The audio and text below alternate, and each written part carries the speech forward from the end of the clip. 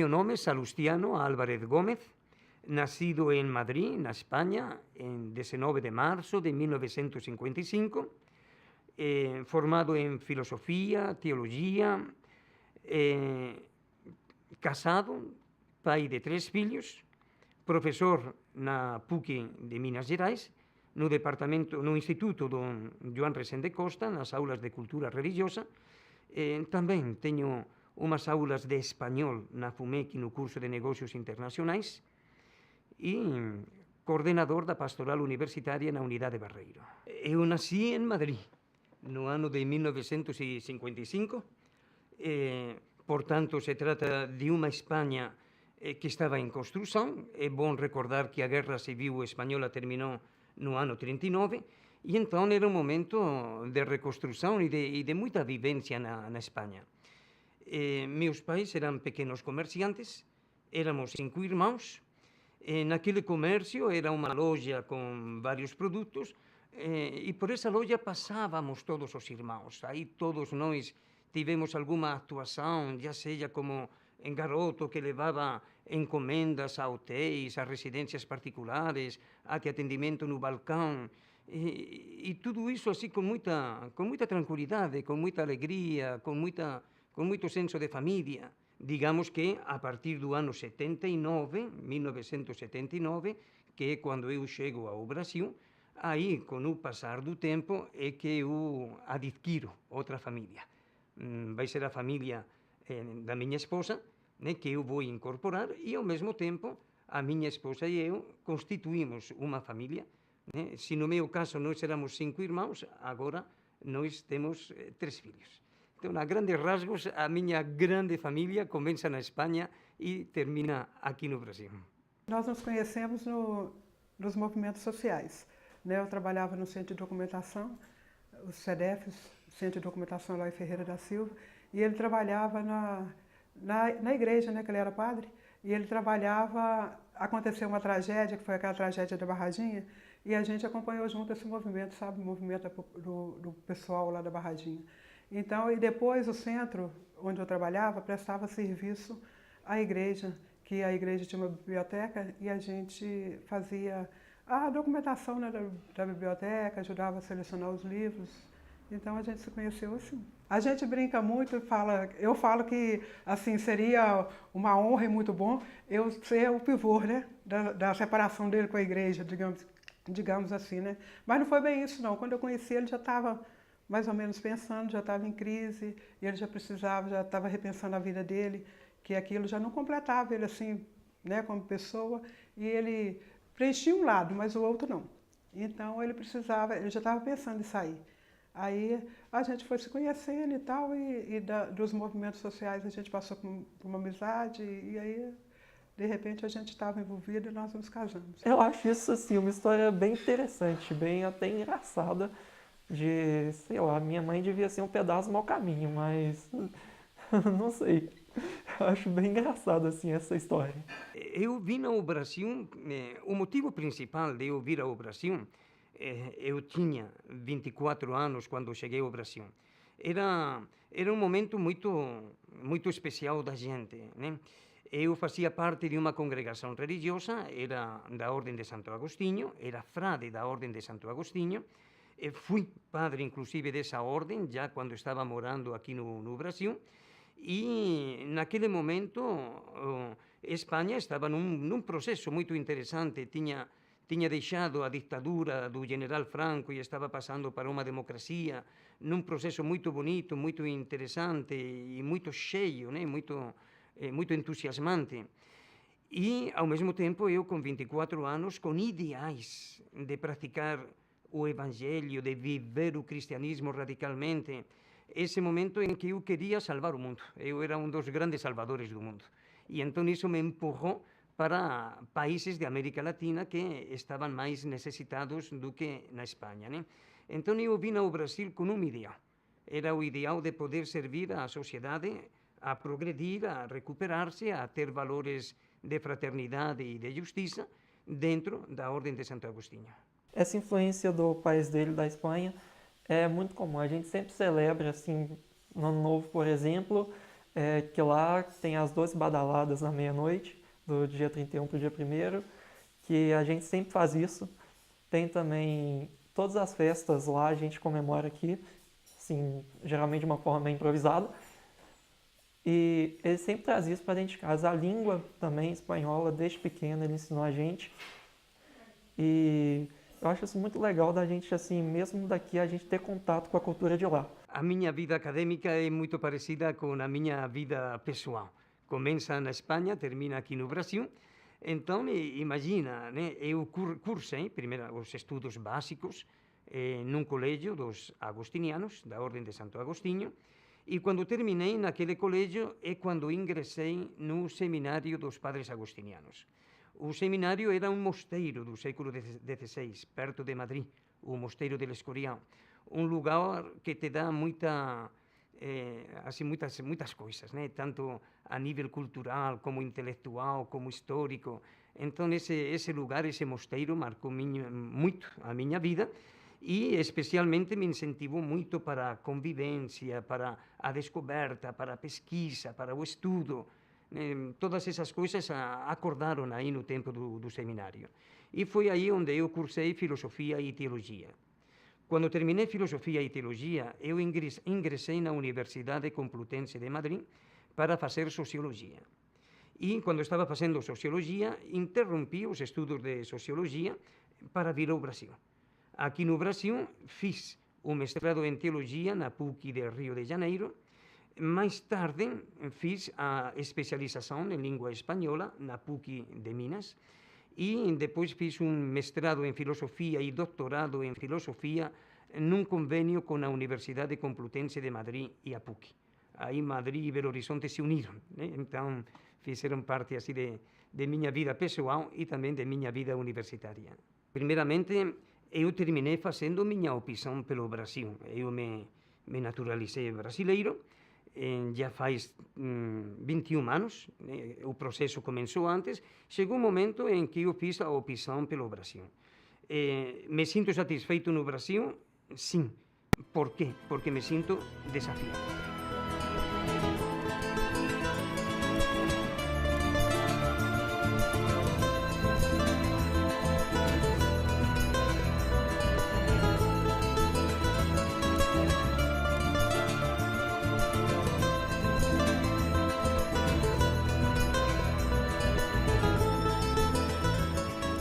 Trabalho, em primeiro lugar, significa realização, dispersão.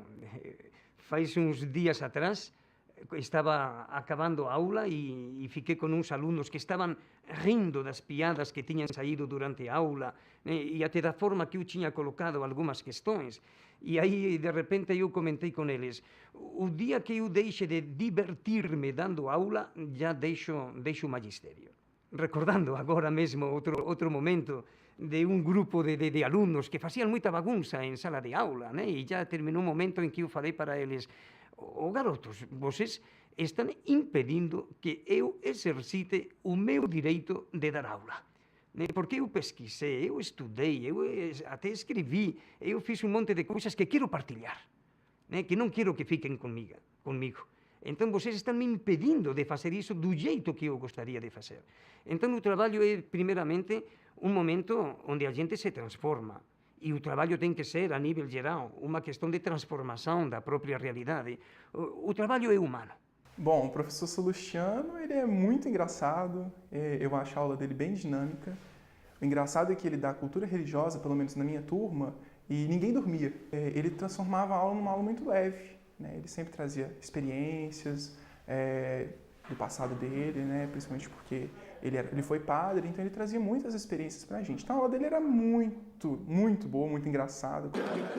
Garotas, eu sinto muito por vocês, mas se vocês me conhecem uns 30 anos atrás, vocês iam ver... Eu trabalho na PUC desde o dia 1º de fevereiro de 1993. Os setores que eu passei na PUC, especialmente no Departamento de Filosofia e Teologia, nas aulas de cultura religiosa, então, digamos que o departamento principal seria como professor. Atualmente, eu coordeno a pastoral universitária na Unidade Barreiro, e faço parte, portanto, do grupo da coordenação geral da pastoral universitária. E, durante um tempo, eu coordenei a pós-graduação Lato Sensu de língua espanhola, aqueles programas que se chamavam de PREPs, né, de preparação para professores, né? Então, digamos que basicamente são esses 3 setores que eu passei. Eu trabalhava na cultura religiosa, acho que ajudava na coordenação, e o Salustiano entrou na PUC em 1993. Então, nosso contato começou ali. De lá para cá, a gente tem se encontrado muito, né? A gente tem trabalhado muito. Isso aumentou um pouquinho quando eu assumi a diretoria do Barreiro, da PUC Barreiro, e aí ele estava na coordenação da pastoral, então a gente tinha um contato muito grande. Fora isso, a gente se encontra também num grupo de celebração, né? Às vezes uma vez por mês. Então, assim, eu acho que a gente já partilhou muito da vida. O Salustiano tem uma grande preocupação com a família, com os filhos, né? Eu também, eles já foram colegas de escola. Então, já houve muito momento da gente partilhar, né, as angústias, os desafios, né, da vida. Conheci o Salustiano quando ele veio dar aula de cultura religiosa na PUC. Ele estava deixando de ser padre, né, planejando criar família, e foi quando a gente começou a ser colega aqui no departamento de filosofia. O que eu acho engraçado é que quando eu conheci Salu, ele estava começando a vida, né, fora do seminário, se casando. Aí de vez em quando eu encontro com ele, leva um susto, né, porque os 2 filhos mais velhos dele já estão na universidade, a caçula já está no Cefet, a gente leva aquele susto, né, porque quando as coisas se separam, cada um vai para um canto da universidade, que é muito grande, de vez em quando a gente se encontra por aí, né. Conheço o professor Salustiano, Salu, como eu o chamo, desde o século passado. Deve ter sido lá pelos final dos anos 80, e nós nos conhecemos aqui no prédio da filosofia, no prédio 4, quando o Salu assumiu aulas aqui. Então era um rapaz com um sotaque meio portunhol, porque ele é espanhol, e muito disposto a colaborar na filosofia, nas aulas de cultura religiosa, e super entusiasmado. Salu foi um grande parceiro, nós fomos membros do colegiado, na época eu era coordenadora e ele era membro do colegiado. Então, na lida acadêmica, seja nas questões do cotidiano dos alunos, seja nas questões institucionais, o Salu sempre esteve presente com muita vivacidade, com um espírito crítico e um refinamento intelectual que sempre nos fez terminar bem a solução de todos os problemas.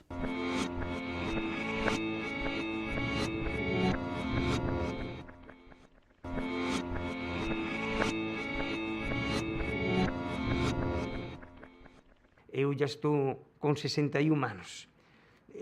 Não me cansei de trabalhar.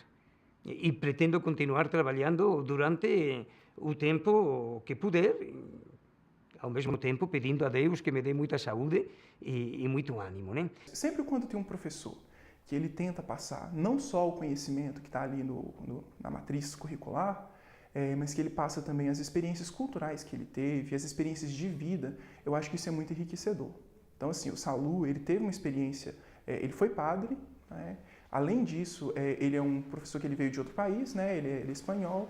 Então, todas as experiências que ele teve, tanto no convento quanto que ele teve na Espanha, ele tenta trazer para a gente, sabe? As diferenças culturais que ele notou quando ele chegou aqui no Brasil.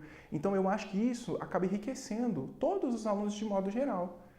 Nós que somos do curso de nutrição, a gente tem que estar preparado para todas essas diferenças que as pessoas têm, porque cada pessoa que vai no seu consultório tem um padrão alimentar diferente. E isso é que eu acho legal na aula dele também, é que ele trouxe isso para a gente, como que às vezes as religiões ou a própria cultura da pessoa, ela interfere no padrão alimentar. Então, isso eu acho que foi enriquecedor não só para mim, mas como para os meus colegas também. O mais marcante na nossa vida, eu acho que é o nascimento dos nossos 3 filhos, né? Que assim a gente esperou com muita ansiedade o nascimento do primeiro, né? E foi muito engraçado porque quando o Lucas nasceu, Salu assistiu o parto, e aí ele falou, nossa, quando o menino nasceu, ele falou, nossa, nasceu um índiozinho. Aí a médica riu dele, riu muito e falou com ele, como que de um espanhol, né? E uma pessoa assim, que não tem tanto traço indígena, como que vai nascer um índiozinho, filho de um espanhol? Sim, a gente convive com ele desde que a gente nasceu, né? Então, querendo ou não, a gente pega assim, muita coisa dele também, o jeito dele ser, eu, pelo menos, consigo ver bastante forte isso, que eu herdei várias características do meu pai. Então, acho que isso facilita muito o relacionamento. Mas ele é bem paciente, ele está sempre presente, ele está sempre disposto a ajudar. Se eu, por exemplo, algum de nós vai sair, a gente pode ligar para casa 4h30 da manhã e falar, pai, tal, acabou aqui a festa, dá para você vir me buscar? Ele vai. Então, acho que isso é uma coisa muito legal. E se precisar levar, a gente também leva. Se a gente estiver precisando de, sei lá, um livro, alguma coisa, ele sempre arruma. Então, eu acho que é muito legal assim, essa relação de ele estar sempre disponível, sempre querendo ajudar a gente. Eu acho que a característica que ele tem mesmo marcante, ele é assim, brincalhão, parece que não, mas ele, né, porque ele tem aquele jeito espanholão, né? Mas ele é muito brincalhão, ele é muito carinhoso, ele é muito compreensivo com as coisas, com os meninos, com as pessoas no geral, né? Ele como eu falei, ele tem um coração muito bom, né? E a disponibilidade para tudo, né? Mesmo que aquilo, a gente pede uma coisa para ele, mesmo que aquilo vai apertar para ele ou vai ser difícil para ele fazer, ele faz, sabe? Então essa disponibilidade, eu vejo isso com uma admiração total, porque hoje é tão disponível tão difícil a gente achar uma pessoa disponível, né? Então eu acho isso. E ele é muito carinhoso também, sabe? Muito carinhoso e faz tudo com muita dedicação, com muito respeito, com muito carinho, tem muito carinho pelas pessoas. Olha, acho que tem duas coisas que são muito importantes para o Salustiano. Uma delas é a ética, né? Inclusive é o tema da pesquisa dele, desde o mestrado, doutorado, mas não é a ética assim, só enquanto teoria, não. É a ética numa perspectiva da libertação daqueles que são oprimidos, daqueles que são explorados. Então, acho que uma das coisas que marcam a vida do Salustiano é essa preocupação com uma ética libertadora. E a segunda é a família. Ele tem um grande compromisso com a família, com os filhos, um envolvimento muito grande, uma presença, né, constante. Então, são duas coisas que marcam, né? E acho que isso é importante na vida de qualquer profissional, de qualquer pessoa. Eu vejo ele com muita assim, admiração pelo trabalho dele, pela dedicação que ele tem, né? Tanto da família quanto a mesma dedicação que ele tem à família, ele tem ao trabalho, ao estudo, prepara muito as aulas, né? E está sempre tentando novidade na aula e também se preparar muito para os alunos. E isso eu vejo com muita admiração, porque a educação da forma como a gente vê no Brasil, né? Como que ela está. Então, e os meninos também, eu acho que dentro da família também a gente procura educar os meninos dentro dessa visão de que é importante a gente ter uma boa formação, é importante se instruir, porque o Brasil precisa disso, né? E isso só abre caminho para eles, né? Então eu vejo com muita admiração o trabalho dele. Ele se relaciona muito bem com todo mundo. Na verdade, eu não conheço um dos nossos colegas que tinha alguma reclamação com ele, sabe? Era incrível. Geralmente a gente tem alguma característica do professor que a gente não gosta, né? E sempre tem alguma parte da sala que não gosta de um professor, seja pela dinâmica, pela maneira dele passar a didática dele, né? Mas o Salustiano é engraçado, todas as salas aonde ele passava, todos os alunos gostavam dele, né? No final de semestre, inclusive, a minha turma, a gente gostou tanto da aula dele que a gente fez uma homenagenzinha para ele. A gente escreveu uma carta de punho próprio, as meninas elas procuraram um texto bacana, a gente comprou uma cesta para ele.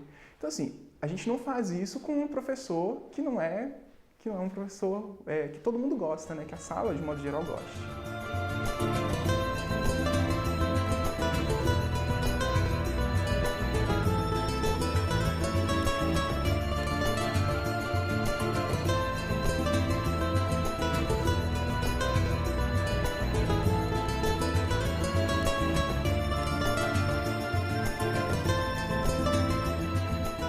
Bastante orgulho dele, ele assim, ele é bem próximo do pai que eu vou querer ser um dia.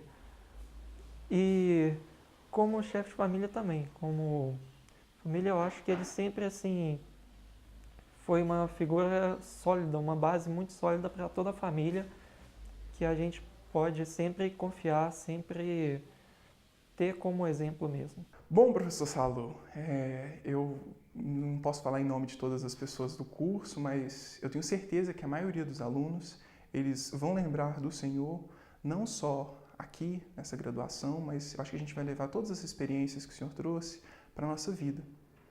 Eu acho que a maneira como o senhor falava com a gente, a maneira que o senhor tenta trazer o vínculo, mesmo após a gente estar fora da sala de aula, todas as conversas que o senhor teve com a gente, principalmente da gente aceitar as outras pessoas, independente da sua religião, independente da sua cultura. Isso vai ser de grande ajuda para todos nós, eu acho que para todos os alunos que o senhor já teve na vida, já deve ter um bom tempo que o senhor é professor, né? E eu espero que o senhor possa transmitir da mesma maneira que o senhor transmitiu para a gente, para muito mais alunos. Eu acho que foi um grande diferencial na minha graduação, ter o senhor como professor, e eu espero que o senhor possa ser o diferencial na graduação de muitas outras pessoas ainda.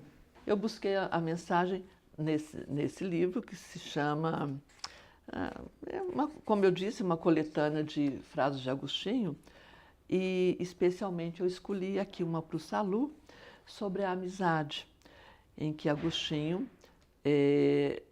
diz assim: doce é a amizade dos homens como o nó do amor, pois ela faz